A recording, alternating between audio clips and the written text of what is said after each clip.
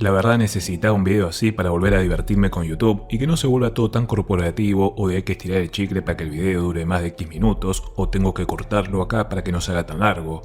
Estos casos durarán lo que tengan que durar. Pero si ves que uno de los temas no te interesa de seguro, voy a dejar capítulos en el video para que los veas en el orden que prefieras. No hay mucho que explicar, solo un video con locuras forchaneras, teorías redditeras o curiosidades extrañas de internet que en lugar de dedicarle sus propios videos, vendrán todos juntos en esta especie de ova del canal. Con todo esto dicho, comencemos.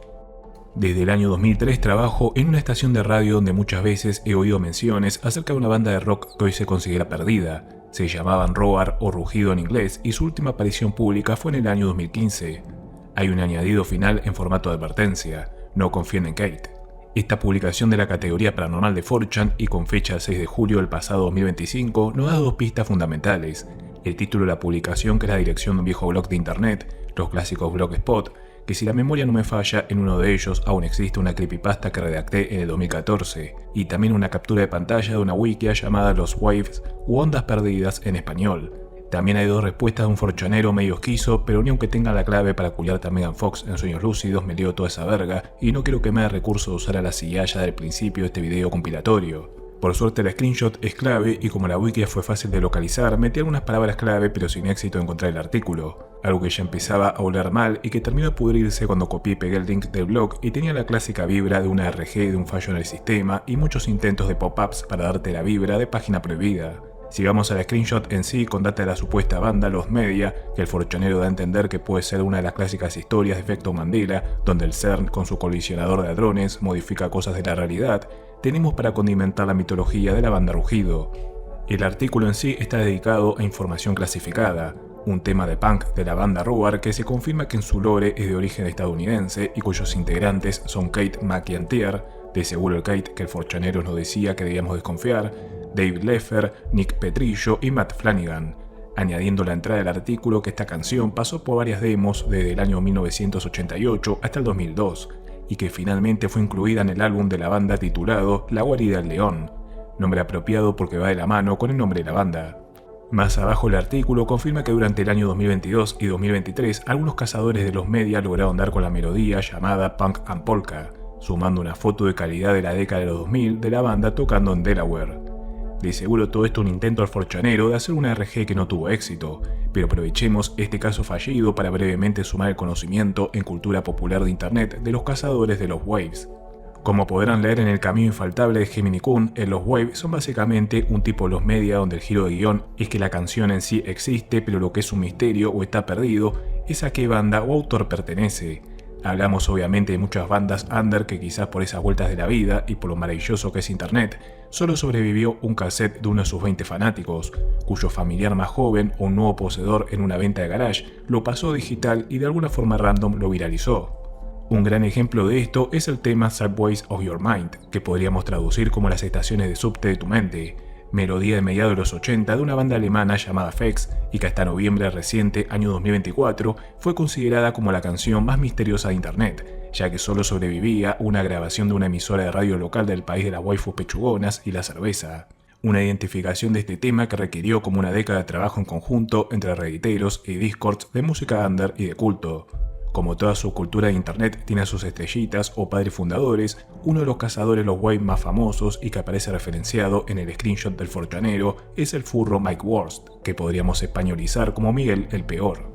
En lo personal yo no tengo los Waves en mi mente, pero sí una película que me acuerdo que vi en Enazo en un viaje lluvioso en micro de larga distancia a la playa. Una que como me dormí en algunas partes, solo recuerdo que iba de que encontraban una cruz con un esqueleto y todo parecía indicar que era de Jesús, y después hay un giro de guión de que era el Rey David o algo así. Ya ni me acuerdo y la verdad está la opción hoy en día en que alguna IA me ayude a identificarla, pero no sé. Hay algunos misterios que es más divertido que lo sigan siendo, como lo fue este caso y el que carajo busca el forchanero fanático de Roar. Internet tiene ciclos, y uno de ellos siempre consiste en agigantar la figura de un político de fuste que se encuentre en el extremo opuesto a Estados Unidos y su presidente de turno. En su tiempo lo era Vladimir Putin, que similar a los memes boomers de Facebook de Chuck Norris, se le da una mística de chat supremo que con el tiempo y lo mucho que se estiró la guerra contra Ucrania se fue evaporando. En la actualidad quien ostenta este cargo es Xi Jinping, presidente y líder supremo del Partido Comunista Chino. desde su versión chat hasta el clásico meme que usa mucho los forchaneros anti-Trump que reza lo siguiente: no hace nada, gana de igual forma. Esto por la clásica táctica de China de tener un rol supuestamente pasivo ante conflictos como el anteriormente mencionado de Rusia versus Ucrania, o más recientes como Estados Unidos, Israel, Irán o Venezuela. Aunque lo cierto es que más que no hacer nada, el plan de Xi Jinping como gobernante parece ser el aplicar el clásico divide y reinarás. En varias de las cosas en que los chinos son buenos es en, por ejemplo, no dejar evidencia, y solo podemos suponer cierta injerencia suya de las sombras en acelerar la autodestrucción o la grieta en Estados Unidos y una de las bases de su economía y legado, es decir, la cultura. ¿Por qué Hollywood llegó a un nivel tan decadente? ¿Por qué Estados Unidos, en lugar de apoyar como su tiempo lo hizo con la carrera espacial, parece autobocotearse como sociedad en la carrera artificial? Todo parece apuntar a un mismo sospechoso. Uno al que también se le acusa del mal, entre comillas, moderno de que como las películas o los cómics, los videojuegos occidentales van en camino a hacerse mierda contra un iceberg. El forchanero de la screenshot que tenía guardada entre un sinfín de temas a tratar en futuros videos, como la obsesión de South Park con los ovnis o las muertes relacionadas a los Tamagotchi, se resume en 5 pasos del supuesto accionar chino y una advertencia a la comunidad de 4chan. Paso 1. China es dueña de la empresa Tencent. Paso 2. Tencent compra el 15% de las acciones de Ubisoft. Paso 3. Tencent usa su influencia como accionista para empujar ideología e inclusión forzada a los videojuegos de Ubisoft. Paso 4. Esta cultura woke destruye las ventas y deja a Ubisoft con sus números en rojo. Paso final. Tencent compra Ubisoft. Debajo la advertencia. Mientras ustedes, gorditos forchaneros, se pelean contra los wokes, China sigue llevando a cabo su plan maestro de destruir la industria occidental de los videojuegos. A todo esto, para que no esté en la onda de los jueguitos y menos de su lore corporativo, Tencent Games es una de las compañías más importantes dentro de la industria, que con sede en Guangdong, China, cuenta entre sus adquisiciones con Valorant, Warframe y el clásico Agario, que tuvo su pico de fama en tablones chanes tanto gringo como latinos. Si bien se me dificultó localizar la publicación de la screenshot, sí conseguí material complementario gracias a usar la plataforma 4Plebs, uno de los archivos forchaneros online, sumado a las palabras claves de China y Tencent. Así fue como reconstruí los distintos pasos que 4chan cree que China está llevando a cabo para, mediante los videojuegos de waifus empelotadas disparando rayitos, poder conquistar el mundo. La cosa arrancaría con lo más básico, nerfear a la competencia, algo que ya vimos, que llevarían a cabo a base de comprar acciones de compañías gringas, meter cosas woks al extremo para que se ardan entre gente de izquierda y gente de derecha, provocar el caos y fomentarlo mediante influencers también de izquierda o derecha, dejar a las compañías en crisis monetarias y comprar el resto de sus acciones a precios más accesibles y así hasta quedarse con todo. A la par sus juegos traerían sin moralina barata wok, lo que me gusta llamar la trifuerza de los videojuegos o la triple T, tiros, tripas y tetas. Acá entran los juegos competitivos, estilo shooter, buena onda a la Fortnite. La clave de estos juegos son las microtransacciones y la dopamina constante a base de querer estar en los rankings de los mejores jugadores del mundo. Cuando el juego se te vuelve un vicio, sacrificas proyectos, sueños, salud y ahorros en la nueva pistolita o para rankear. Y si empezás a dudar y querés salir de la Matrix, tomá. Un influencer que con su miniatura llena de colores con brillitos y el escote de la waifu mascota del juego, te convence de que tenés que quedarte para no perder la nueva skin que te viene con bailecito de Peacemaker. Con esto el ejército chino, en teoría son los forchaneros detrás de Tencent, buscarían debilitar a los hombres occidentales, para que dejen de reproducirse y mantenerlos enganchados a los videojuegos, también sacando beneficio económico para sus investigaciones de inteligencia artificial. Todo esto mientras logran ahondar en la mente occidental con la idea de China es basado, no como los gringos que quieren que Lara Croft venga con pistola, y no me refiero a su arma de fuego. O lo mismo la idea de camaradas, las microtransacciones son uno de los peores males del capitalismo y están arruinando hasta nuestro ocio. Algunos forchaneros también añaden el paso extra de que las microtransacciones permiten a China manejar un flujo importante de dólares, y sumado a la deuda que compraron de Estados Unidos, les permite congelar muchos dolarucos y obligar a los gringos a darle a la maquinita a imprimir, haciendo que haya dólares de sobra que pierdan su valor y entren en una espiral inflacionaria. El objetivo final, volverse una potencia absoluta y lograr usar todo el dinero en crear lo más parecido al basilisco de Rocco, una IA todopoderosa que, siguiendo las máximas del Partido Comunista Chino, gobierna el mundo. Ideas similares de los forchaneros van de la mano con que China también se pasa por las bolas el copyright para caerle mejor a comunidades de compañías castrosas como Nintendo, que les encanta pisotear a sus fanáticos, muchos de ellos con proyectos sin fines de lucro, solo amor a sus obras favoritas. Lo mismo otro clásico que mencionamos varias veces en el canal, aprovechar el bug de la guerra entre hombres y mujeres en Occidente o países enemigos de su mismo continente, como Japón y Corea del Sur, para fomentar a las waifu bots y usando bots para que China tenga la mayor población del mundo. Y después está la subtrama paranormal de que China también fomenta el botón de la hamburguesa, este que ven en pantalla, y que seguro Gemini Kun les estará explicando para qué sirve, ya que se asemeja a muchos símbolos de Li Ching, un antiguo oráculo y guía mística de origen chino. Así que compañeros robot peleados, si el camarada Xi Jinping quiere atacarnos como waifubot pechugonas y que parezcan monitas de anime, dejémoslo que no haga nada y gane. Hace muchísimo tiempo me acuerdo que había hecho un video de experiencias redditeras en el más allá y de este tenía planeado una trilogía con el mismo tema celestial, pero enfocado en la arquitectura, trabajos, misiones y hasta la rutina diaria de los espíritus en el más allá. Gracias a las épocas de los foros, el usar a los correos electrónicos como WhatsApp o Telegram en la actualidad y los chats del MSN Messenger tuve la oportunidad de hablar con varios y varias videntes con páginas o blogs propios en el internet de fines de los 2000 e inicio de los 2010. Que con el truco básico de aclarar desde el principio que no tenía un mango para pagarles, pero que solo tenía una simple duda, podía ir recabando información de un tema que me intrigaba mucho y era el más allá. No por el miedo a la muerte, sino por considerarme un prepper. ¿Vieron esos clásicos personajes del apocalipsis que tienen su búnker con un montón de cosas porque se preparaban para un escenario así? Mi idea en ese entonces era aprovechar que toco madera, me quedaban y me quedan décadas de vida, para preparar y dejar todo en orden cuando llegue la hora de visitar a Masama, sabiéndome ya varios trucos o formas en que funciona el mundo de los espíritus para llevar la ventaja y sacar algo de provecho que siendo un alma novata. Gracias a esto y por consejos de estos maestros, entre comillas, hice varias pruebas relacionadas a los sueños lúcidos o los cánticos e invocaciones de seres astrales similares a libros como Nuevo Poder Avatar. Pero para lo que nos interesa, el lore de los planos existenciales, según corrientes del espiritismo de internet, va de que sorpresivamente no es muy diferente al plano actual. En teoría un alma tendría varios ciclos de vida y aprendizaje, donde en cada plano existencial se iría desprendiendo debilidades. Por ejemplo, estar en el mundo de los vivos nos permitiría gozar de los sentidos o las emociones, algo que nos faltaba en el plano anterior de la no existencia. Y una vez morimos, nuestra alma iría parar a reinos y dimensiones que a simple vista compartirían muchas similitudes con ciudades modernas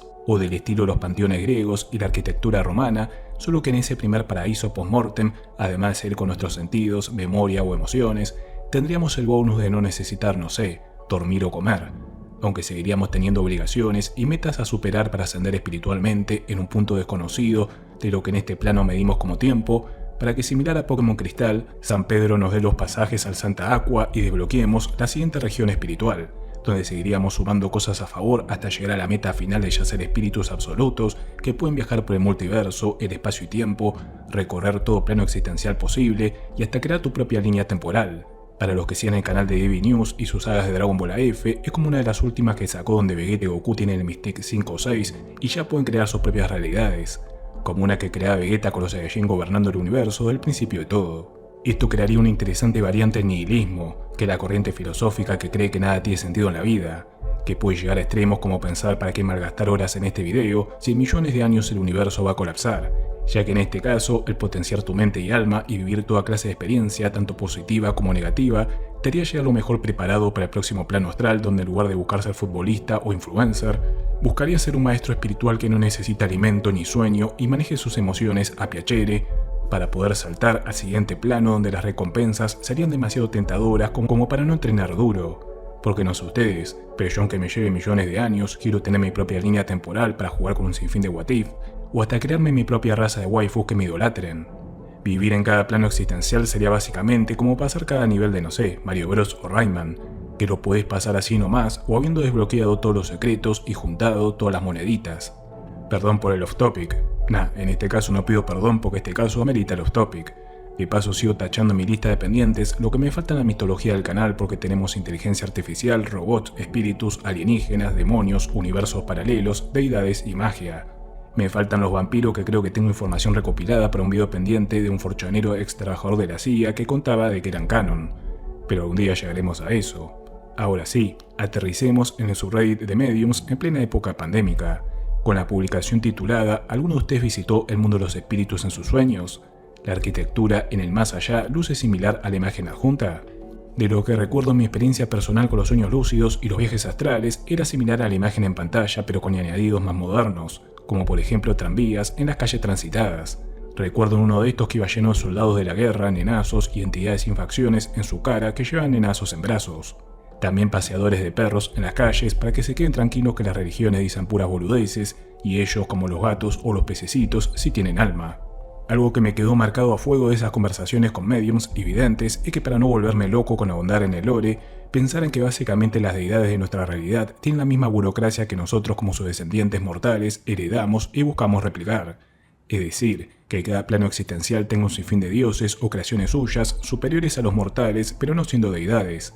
que trabajan sin descanso en todo lo que mantiene activa la rutina universal de vivir, desarrollarse y morir, hasta que para el impacto de ascender a otro plano existencial no sea tan rotundo. Los primeros planos existenciales conservan cosas humanas, por así llamarlo, como arquitecturas, edificios o casas donde vivir, el contacto con seres queridos y gente contemporánea en nuestra época, o rutinas como trabajos y vida social. En cierta medida, y obviando todo lo que hablamos hasta ahora, es parecido a la teoría de que los alienígenas y el más allá es canon, pero tanto los ejércitos y agencias espaciales de las potencias, así como las instituciones religiosas principales, nos van dando migajas, como evidencia ovni o de curaciones milagrosas, para que no sea tan fuerte el impacto en nuestra mente de saber que eso es real. No sé ustedes, pero yo sinceramente me cago encima si mañana confirman que Jesús, el bíblico no el histórico, es 100% real.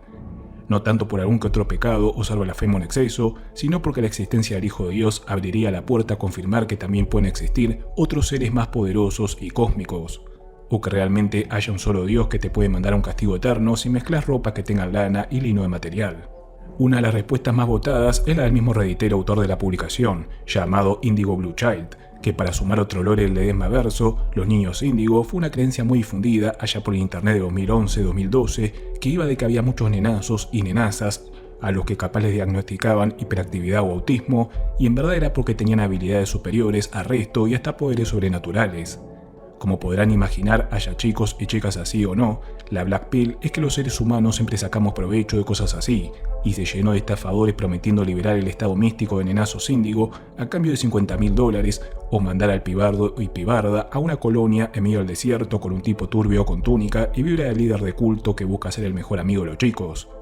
como Barney el dinosaurio, pero con fines más retorcidos. No sé si me entienden.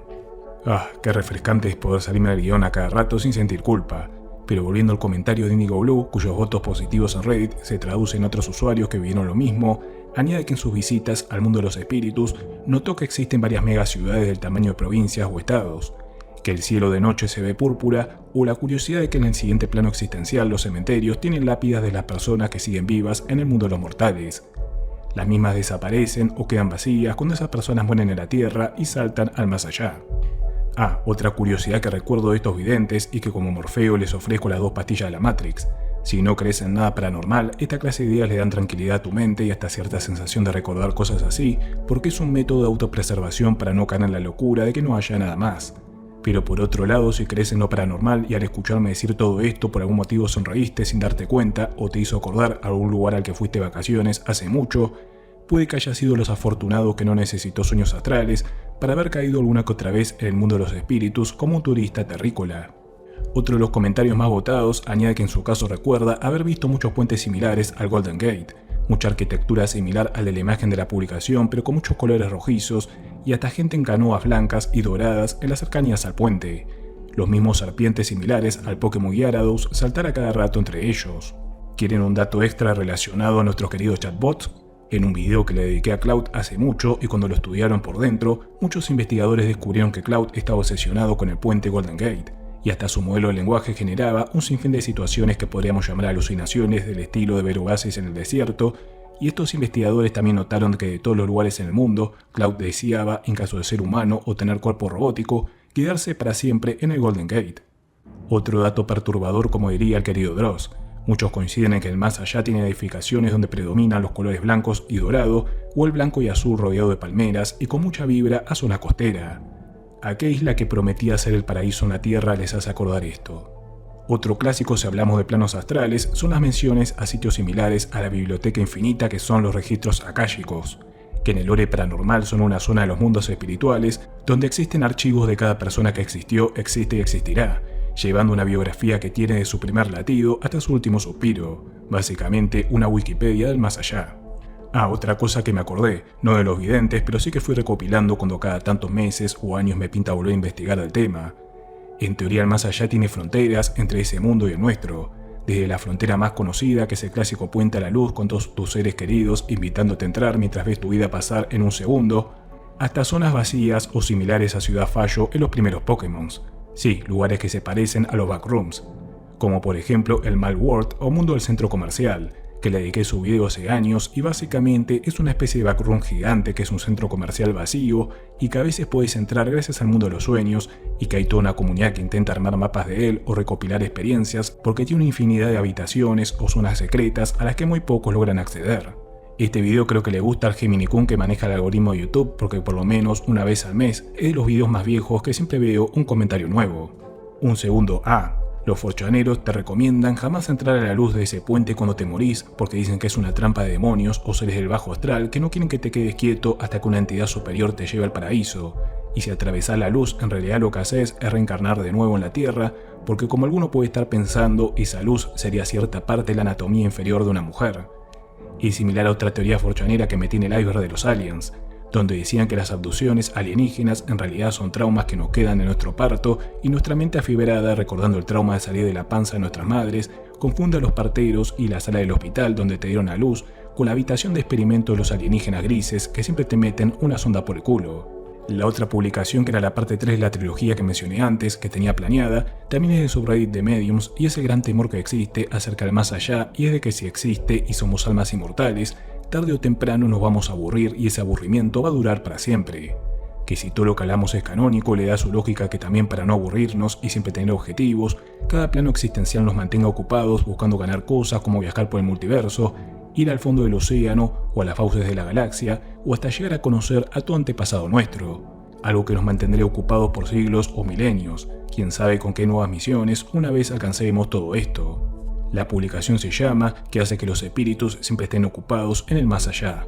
Y en esta publicación el redditero se pregunta por qué siempre los videntes o gente especialista en el más allá te dicen que es difícil que los espíritus de tus seres queridos te ayuden siempre, porque la mayor parte de las veces que los necesitas están ocupados en sus propios problemas. Y el redditero quiere saber qué son específicamente estos problemas. Es como preguntarse por qué Goku el futuro, si conservó su cuerpo en el más allá, no se pasó los años de crecimiento de Gohan y Trunks buscando convencer a Kaiosama que le permita hablar con ellos o con Mr. Popo para que puedan conocer la habitación del tiempo. Aunque en el canon de mi mente los androides destruyeron el templo de Kamisama, quizás por culpa de Yajirobe huyendo de ellos y buscando refugiarse con Karin. No sé qué opinarán ustedes. La primera respuesta concatena con todo lo que venimos diciendo hasta ahora, siempre quise decir eso. Porque justifica esta ausencia con que por un lado estos espíritus, como por ejemplo un abuelo tuyo, puede estar ocupado conociendo a sus propios tatarabuelos o hasta pasando rato con sus padres o hermanos que murieron hace mucho, así como también puede estar ocupado en sus propios viajes de autodescubrimiento y mejora espiritual. Porque el redditero o redditera lo resume a la perfección con esta frase: que hayan muerto en este plano no significa que hayan dejado de vivir. Vivir en un sentido de tener objetivos u ocupaciones.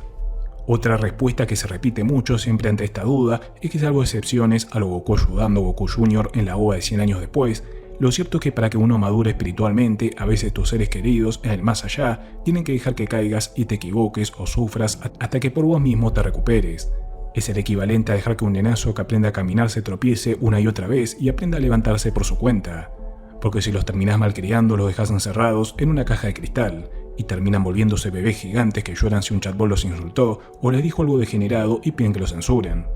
Otra posible respuesta en esta biblia de texto de redditero de la screenshot es que hay varias posibles explicaciones. Una es que ellos están ocupados ayudándote continuamente al servir de barrera para espantar a seres del bajo astral que buscan alimentarse tus emociones negativas fomentándolas. Por ejemplo, buscando que cada vez te irrites más y enfurezcas ante cualquier cosa porque ellos se alimentan de esto.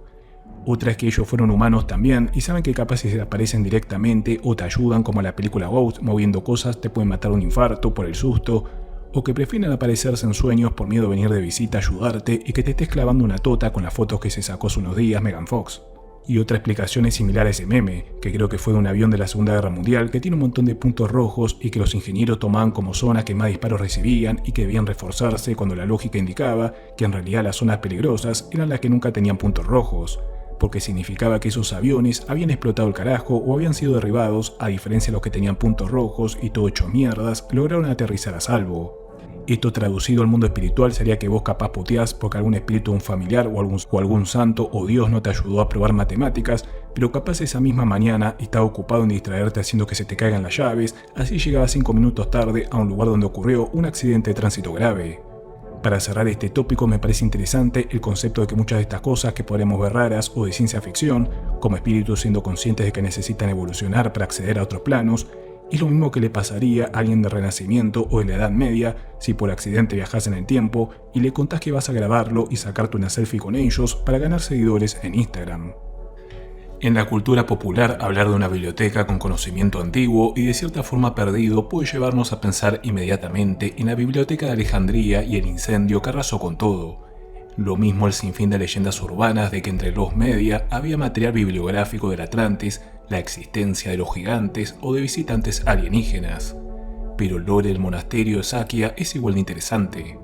Fundado cerca del año 1000 después de Cristo, este monasterio se ubica en la ciudad china de Shigaste, a más de 4000 metros del mar, y por mucho tiempo sirvió como base de la secta Sakyapa, una de las 4 escuelas del budismo tibetano. La clave del conocimiento secreto de los manuscritos del monasterio viene por el lado de usar lenguas antiguas derivadas del sánscrito o el tibetano, lenguas destinadas a integrantes de la secta. Y acá tenemos que hacer un salto a los 900 y pico de años, cuando en plena revolución cultural del sangriento gobierno comunista de Mao Zedong, se decidió quemar mucho material de la cultura antigua china, como un intento de reinicio en la sociedad para que se enfocara en la revolución con la que fantaseaba Mao. Por suerte, y gracias a un muro de 10 metros que mantenía al monasterio aislado, este pasó desapercibido, no solo por las tropas comunistas, sino por el público en general, hasta finalmente ser redescubierto en el lejano año 2003. Pero acá viene el problema: gracias al paso de las generaciones y a la masacre que hizo Mao de a millones, quedan muy pocos traductores de estas lenguas en específico, y hablamos de un aproximado de más de 84.000 manuscritos, que tratan de filosofía, astronomía o literatura, y que abren las puertas a un sinfín de conspiraciones similares a las de Alejandría, solo que en este caso quizás nosotros vivamos para ver la traducción completa de este conocimiento milenario, ya que como imaginarán, un montón de waifu bots están siendo entrenadas para tomar el rol de traductores. Como este es un canal que se nutre del lado amarillista y conspiranoico de la historia, tararé en la musiquita del Arca de la Alianza de Indiana Jones mientras les cuento acerca de los lemurianos, una supuesta civilización avanzada que coexistió con la Atlantis hace milenios y si bien a veces rivalizaban, en otras ocasiones colaboraban entre sí, porque mientras la Atlantis era la meca de la tecnología, los lemurianos habían decidido ser una civilización avanzada por medio de lo que hoy consideramos magia o espiritualismo. Por ejemplo, creando los cristales lemurianos, material como el cuarzo a los que cargaban energéticamente para, por dar un ejemplo, competirle a la sanación de la tecnología avanzada de los atlantes en la medicina. Como siempre en estas leyendas, algo misterioso ocurrió y tanto Atlantis como Lemuria desaparecieron por completo, aunque sus mitos llamaron la atención de 2 grupos obsesionados con lo paranormal y la historia oficial oculta por los poderosos: la banda del pintor austríaco en épocas de la Segunda Guerra Mundial y 4chan en nuestros tiempos. Por el lado de los que empiezan con N, además de buscar rescatar la tecnología hiperavanzada de los atlantes y los lemurianos, ellos creían que lo más importante era encontrar rastros genéticos de estas civilizaciones para demostrar que ellos formaban parte de la raza aria, una clase especial de ser humano puro y perfecto que descendía de los propios dioses antiguos, creencia que llevó a algunos de los mandamases del pintor, como Himmler, a crear la Agnerbe o herencia de los ancestros, una organización enfocada en la investigación arqueológica y cultural que tuvo toda clase de visión secreta en sitios como el Tíbet o zonas con civilizaciones milenarias que arrojaran más pistas acerca de un posible paradero de los restos de Lemuria y la Atlantis. Por el otro lado, el de los forchaneros, muchos teorizan que los lemurianos fueron quienes construyeron estructuras monolíticas en diversos lugares, como Ancash en Perú o el clásico Stonehenge en Inglaterra. En teoría, estos monolitos eran una especie de antena que cargaban con energía espiritual para poder contactar con los dioses del planeta de acero, como llamaban a unos misteriosos alienígenas de una civilización avanzada del universo que en teoría ayudaron a Atlantis y Lemuria a progresar. De acá los forchaneros siempre mencionan que existe un manuscrito perdido llamado La Lista de los Dioses, que sería una especie de manual para recrear esa energía y volver a llamar a los dioses del acero para que ayuden a nuestra sociedad a evolucionar. Este manuscrito habría pasado de generación en generación, siendo los últimos en traducir su conocimiento para las civilizaciones de sus tiempos el sacerdote egipcio Manetón en el siglo III a.C. o el astrónomo griego Claudio Ptolomeo en épocas de cumplirse 100 años de la crucifixión de Cristo. Se dice que a Ptolomeo le sobrevivieron 4 manuscritos, uno 100% a los media, otro que se quemó en uno de los últimos incendios en la Biblioteca de Alejandría, el tercero oculto en los archivos secretos del Vaticano y, como imaginarán, el último traducido en sánscrito y tibetano y mezclado entre más de los 84.000 manuscritos de la Biblioteca del Tíbet. De ahí vendría la explicación extraoficial de por qué se tarda tanto en traducir, ya que estaría el miedo de los amos del mundo de que uno de los traductores diera con el manuscrito La Lista de los Dioses y vinieran los marcianitos a papear a Soros y sus amigos. Este es el segundo guión con las últimas dos conspiraciones del video y lo primero que se me viene a la mente es pedir perdón. ¿A quién? No lo sé. Pero la forma en cómo el archivo del guión original se cerró por su cuenta para luego devolverme puro dato corrupto me dio mala espina. En uno de los tópicos de este video hablamos de lo mucho que el mundo de los espíritus puede funcionar al nuestro, y eso incluye lo susceptible de sus equivalentes a influencers, gente del espectáculo o políticos una vez tienen su voto. Como a ellos, a diferentes deidades, sean positivas o negativas, no les gusta que se use su nombre en vano o se les ridiculice. Como una versión más novata y cancherita mía ya lo aprendió por las malas. Esta vez no voy a cometer el mismo error y voy a pedir disculpas. Ahora sí, siento un déjà vu volviendo a contar lo mismo, pero esta teoría no nace de Reddit ni de 4chan, sino uno de los tantos tablones de nuestro lado del charco. Uno que me gusta lurkear, pero como ellos prefieren el anonimato por completo, voy a respetar su deseo. Porque algo peor que una entidad vengativa es un grupo de psicópatas de internet que mediante el anonimato pueden buscar volverte loco. Otra experiencia aprendida por las malas de años en internet. Como sea, en esa noche de buscar ahogar mis problemas de adulto y evadir la realidad, puse el temazo de Ciudad Luminaria de fondo y me relajé recolectando memes para adornar videos o nuevo material o chismes para el canal. Así fue como me topé con la simple pero intrigante teoría de este capítulo. Para explicar hay dos conceptos que tienen que entender, los tulpas y los egregores. Los tulpas son entidades que una, dos o como mucho tres personas pueden darle forma gracias al poder de su mente y que pueden convertir en su asistente personal paranormal, o como hacen los forchaneros, sus waifus etéreas con las cuales hacer el delicioso vía sueños lúcidos. Los egregores son la versión en esteroides ya que son entes que solo pueden nacer del pensamiento colectivo de miles o millones de mentes trabajando al unísono, algo que también les da poderes iniguales. Como un extra no solo necesitas del poder de tu mente, también el de tus emociones. A veces, según muchos teorizan, creando tulpas de forma inconsciente, como puede pasar en hogares donde una familia fue víctima de un crimen brutal y todo el sufrimiento y tristeza encerrado en esas cuatro paredes dan forma a un tulpa que muchos pueden confundir con un espíritu o presencia agresiva que, naciendo el dolor y la confusión, solo atina a un único propósito: replicarlo a base de tirar cosas o provocar angustia en nuevos inquilinos. Ya teniendo la teoría básica, podemos entender mejor la conspiración de que, como reza el título, Dios es un egregor nacido de las tres principales religiones monoteístas, judaísmo, cristianismo e islamismo, y el sinfín de fieles que éstas fueron desperdigando a lo largo del globo y las eras. Millones y millones de mentes trabajando a cada segundo durante siglos, alimentando e idealizando a un ser superior al cual alimentaron con un crisol de emociones, desde la devoción absoluta hasta un miedo tronador a hacerlo enojar. La frase dicha por los no creyentes de Dios es un invento de la mente humana puede ganar otro significado gracias a esta teoría, que hasta va más allá y cree que el Dios más sanguinario y sádico de inicios de estas religiones pudo de a poco ir mutando o hasta ser derrotado por el Dios más calmo y hasta un tanto ausente de la reversión moderna de estas creencias religiosas. Como esta teoría es difícil de sostenerla a base de evidencia ambigua, su gran salvavidas puede ser que si tomamos como canon la idea de que los amos del mundo, con sus propios egregores, necesitan contarnos lo que ellos saben y nos ocultan al resto del rebaño, su nueva arma favorita de comunicación para llevar a cabo sus planes sería el manga y el anime, por la influencia más que innegable que está teniendo frente a una industria del cómic occidental, los libros o hasta el cine y la televisión que, dicho en criollo, están hechos mierda. ¿Y qué obra oriental sería la encargada de clasificar de forma sutil el verdadero origen de Dios? Berserk es la respuesta, que para quienes me incluyo no sepan el lore, el egregor por excelencia en su manga es la entidad conocida como la idea del mal / el dios deseado, una entidad que controla el destino de la humanidad y el de cada uno de sus integrantes usando de brújula los deseos de la mente colectiva de la especie humana, deseos nacidos de las emociones de los mortales que, deseando su existencia, paradójicamente lo hicieron existir.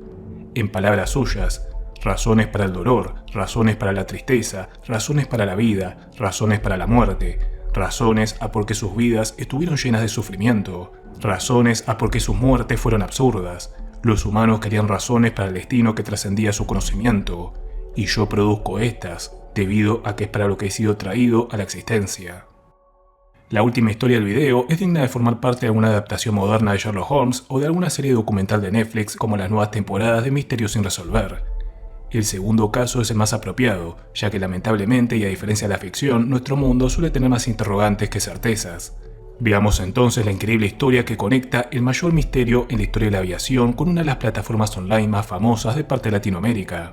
Ubiquémonos en espacio y tiempo. El 8 de marzo del año 2014, el vuelo 370 de Malaysia Airlines, con origen en el Aeropuerto Internacional de Kuala Lumpur, en Malasia, y destino el Aeropuerto Internacional de Pekín, en China, desapareció sin motivo aparente al rato de haber despegado. La torre de control hizo lo obvio, intentar contactar una y otra vez, sin éxito alguno, al capitán que piloteaba el vuelo 370, Zaharie Ahmad Shah, al igual que a su primer oficial Farik Abdul Hamid. Ni ellos ni los otros 10 miembros de la tripulación respondieron. Centrémonos ahora en el capitán del vuelo, Zaharie Ahmad Shah, de nacionalidad malasio y de 52 años de edad. Su nombre, además de protagonizar documentales o libros de misterios del mundo de la aviación, también suele mencionarse en los ámbitos de tablones latinos de internet, muchos de ellos que heredaron al público de la página Taringa, una vez esta sufrió un clásico ejemplo de mierdificación en la década de los 2010 antes de su cierre absoluto en épocas pospandémicas. El rumor más oído es que Zaharie tenía una cuenta en Taringa y que hasta había publicado en una comunidad de aviación preguntando cosas básicas de cómo pilotear un avión, o hasta que usó su cuenta en la red social de la Gran T para pedir auxilio de algún punto remoto del planeta donde a la isla de Lost, los supervivientes del vuelo 370 habían quedado varados. Lo cierto es que es difícil hablar de una persona desaparecida que piloteó un avión desaparecido y que publicó en una página desaparecida. Por suerte cuento con evidencia de mi propia cosecha, más en específico de mi anterior canal Misteria, también desaparecido por temor a las denuncias de copyright acumuladas. El año seguramente era 2016, 17, 18 o 19, uno en el que seguía el furor de la desaparición del vuelo, pero a la vez mantenía cierta inocencia que el mundo y más que nada Internet perdió cuando ocurrió el chasquido del COVID. Para ese entonces, y gracias a formar parte de comunidades paranormales de Taringa, me pareció curioso que ningún canal enfocado en el misterio del avión de Malaysia Airlines no tomara evidencia del inquietante incidente que había ocurrido hacía casi un mes, con la cuenta del capitán Zaharie, volviendo a estar activa de la noche a la mañana. Así fue como decidí por cuenta propia y en mi canal que cada 2 o 3 meses subía algún video, como uno del anime de la Deep Web que quedó evidencia porque me lo mencionó Calión, dejar testimonio de la cuenta Zaharie antes de que la administración de Taringa, por paranoia a meterse en más problemas legales por el asunto de las descargas vía Megaupload o por simple censura, un mal que se ha transmitido en comunidades actuales como el subreddit de carácter AI, decidieran borrar todo el carajo. Porque una cosa era hacer frente a la viuda de Borges o a la madre de Juli 3P, y otra ya era quedar en medio de un misterio investigado por las principales agencias de inteligencia del mundo. Ahora seguro ya para este punto haya puesto en bucle el video de 2 o 3 minutos que es el perfil de Capitán Zaharie con los mensajes que Taringa dejaba poner, una onda muro de Facebook, y lo mismo parte de su actividad reciente en la página. De sus publicaciones, en la comunidad de simuladores de vuelo no conservó nada porque lo cierto es que Zaharie no había pedido ayuda en cosas básicas, sino que había dejado su opinión, reviews y hasta había explicado algunas cosas de un simulador moderno para ese entonces con el que él había entrenado como piloto. Todo esto dicho en un inglés un tanto rudimentario y dejando en claro su trabajo en Malasia y un sinfín de detalles en estas publicaciones que junto a la evidencia de su nombre de usuario y demás dejan claro que fue el verdadero Capitán Zaharie, ya que estas publicaciones las hizo un par de meses antes de la desaparición. El que sepa inglés ya habrá notado uno de los mensajes post desaparición que en breve voy a traducírselos, pero del resto de pistas que podemos rescatar de la cuenta al capitán tenemos el significado de su propio nombre, que según el querido Gemini tiene origen bíblico y significa Dios se ha acordado o recuerdo del Señor. Del resto de su nombre de usuario tenemos el número 7772, acompañando su nombre. No hay que ser un obsesionado de los avioncitos para saber que el 777 es un número asociado a los Boeing, uno de los aviones comerciales más famosos, mientras que el 2 puede venir de la serie 772 de estos aviones. Ahí sí me mataron porque me encanta ir en avión porque me duermo enseguida y bien profundo, pero no me llama la atención todo su aspecto técnico. Algo interesante es la mini biografía debajo de su nombre, que ni idea si se editó post desaparición o lo tenía de siempre, pero trataba de ladrones a unos tal PMDG, que una rápida búsqueda en internet nos arroja al Precision Manuals Development Group, una especie de compañía aeronáutica detrás de simuladores de vuelo como el de Microsoft. Aunque revisando los simuladores de los aviones que tiene esta compañía no figura en específico el modelo de Boeing que era el vuelo desaparecido en Malasia, aunque por lógica y en base a la edad de Zaharie podemos pensar que le tocó pilotear otros aviones cuyos simuladores de entrenamiento estaban programados por PMDG. Por lo que podemos ver de su foto de perfil parece una especie de setup o mini simulador con varias pantallitas. Y para el público más joven sí, en esa época de internet, de hace 10 años y monedas atrás, todavía muchos se sentían cómodos autodoxiándose ya que las maldades de las redes sociales, al saber tus datos personales, no estaban tan masificadas, salvo en casos específicos como el 4chan de por aquel entonces. Ya no hay nada más de dónde exprimir, así que veamos el primer mensaje que por algún motivo random está en persa. Me tomó mucho tiempo tener acceso a internet, no sé cómo pude sobrevivir, pero mi locura para, y acá hay texto bugueado, matando a esos viajeros. Segundo mensaje en persa. Hola desde una isla en el medio del mar. Mensaje en inglés. Finalmente tengo acceso a internet. No sé cómo pude sobrevivir, pero mi locura para matar a esos pasajeros terminó. De nuevo, haciendo un paralelismo con carácter ahí, Taringa y sus moderadores metieron bajo la alfombra este inquietante caso y bañaban o castigaban por semanas a cualquiera que pidiese explicaciones. Mismas explicaciones que ustedes deben estar ansiando, pero lo cierto es que no hay explicaciones de qué carajo fue todo eso. Lo único que se me ocurre es que como Taringa por esos años sufrió de varios hackeos y robo de datos de cuentas, algún hacker haya anotado la cuenta Saharia y decidió jugar con la broma pesada de hacer creer que el capitán había dado una señal de vida.